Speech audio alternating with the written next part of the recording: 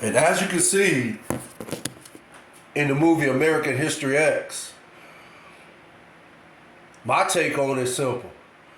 Hate breeds damage and loss. My case in point is if you watch the movie closely, if you observe,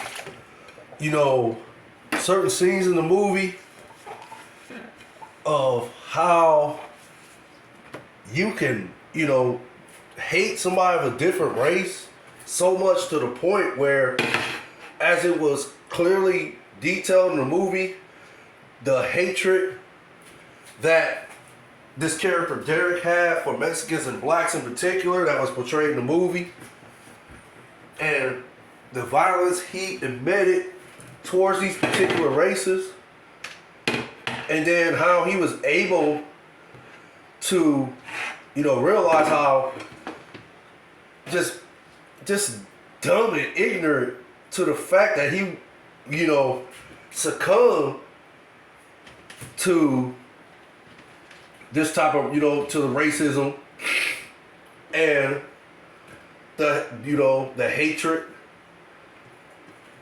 that the other character, had for all races except for the Caucasian race in particular, but how he was able to finally see, his ignorance and stupidity of succumbing to this type of hatred and, racism towards, people of different races. Particularly, like I said before, the blacks and the Mexicans. And if you observe the violence, and let's be honest here, the violence was horrific, but it was, I don't want to say it was horrific with, the scene with the Mexicans, but I'm going to say it was horrific. It was horrific, but the scene with the blacks or Crips, if you will, in the movie, how they were attempting to steal his truck, and he came out with guns ablazing, and he ended up killing the one Crip in a violent way. It was such a, it was just such a egregious scene to watch. It was just a bad scene to watch on all levels. And how he was able to find out in prison that not everybody believed what he believed in. And you gotta keep one thing in mind. Dude was an ignorant, bigot racist. But at the same time, he was about his race. I mean, it's kind of weird to explain it. I mean, I guess you would have to watch it and just understand it. I mean, I really don't want to go there, but as a black man, as how many of our civil rights activists stood up for black people's rights in general, and how, we should be treated as equals. We should get the same type of opportunities as, the Caucasian race and so forth. Being a black man myself, you would have to understand why I would feel a certain way about Caucasians as racist. Because of the history between the Caucasian race and the black race. So you have to understand, I'm always going to stand up for my people. I'm always going to, try to right the wrong when I feel my people is being treated unfairly. So, in a sense, this character Derek, played by the great Edward Norton, in my opinion, I think that's what he was, ultimately, was discovered to stay, discovered as an individual being fed up with how his people were being treated. It's just that he went about it. He just went about it in a negative way. I'm going to say it like that. He went about it in a negative way.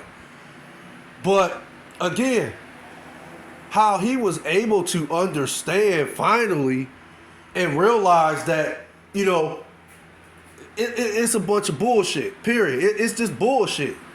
The system is, not always justified.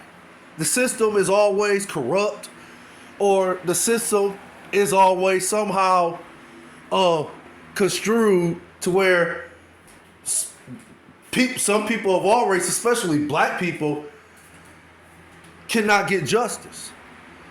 So he was able to see through it finally, and he was able to convince his brother that the path he was headed on was not the right path.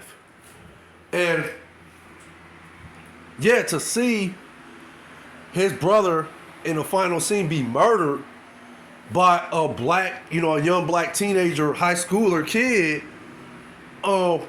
it's just the catchphrase, like, well, I don't know if it's a catchphrase. I'll say it's just like what most people say.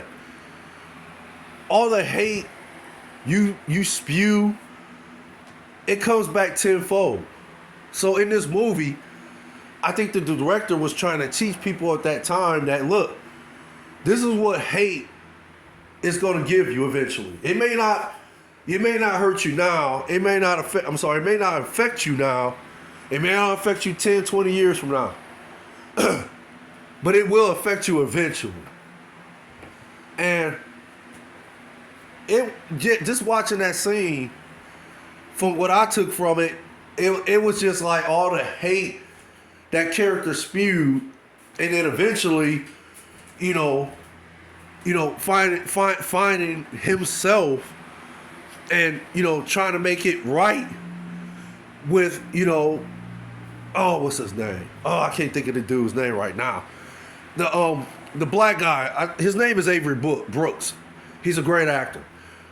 He played in that series back in the day, Spencer for Hire, and then they, produced his own series, and it was called A Man Called Hawk. Then of course he's played in Star Trek, I believe Deep Space Nine.